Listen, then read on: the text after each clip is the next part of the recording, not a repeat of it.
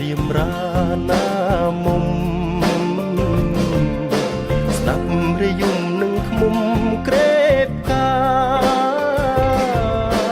ជាសវណ្ណរាជាវាសនាស្គាល់គង្គាប៊ូស្រាជួបភ្នំឆ្លងតាមបងកាត់ទឹកថ្លាឆ្វេវងទឹកលេងស្ដាប់ភ្លេងហងងំគឺជាភ្លេងទឹកជ្រងដងភ្នំអូប្រគំខត់ដំណើរយើងអូ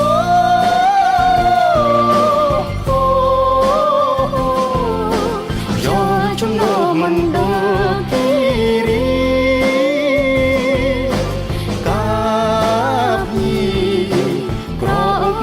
ទិសទី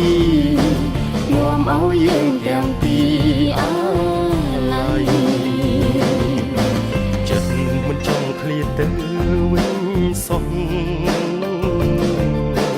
នឹកស្រណងតែជ្រុងបូស្រា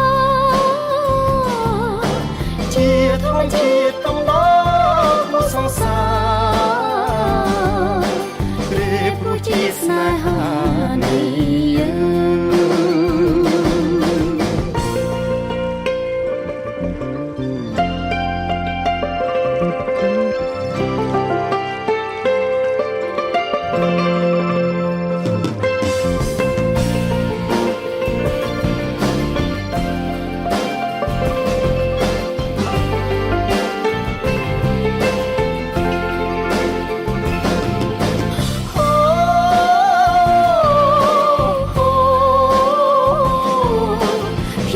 ជំនោរមិនដ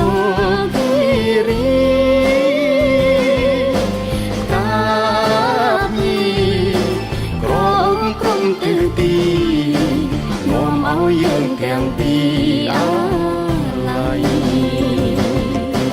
ចិត្តមិនចង់ឃ្លាតទៅវិញសោះ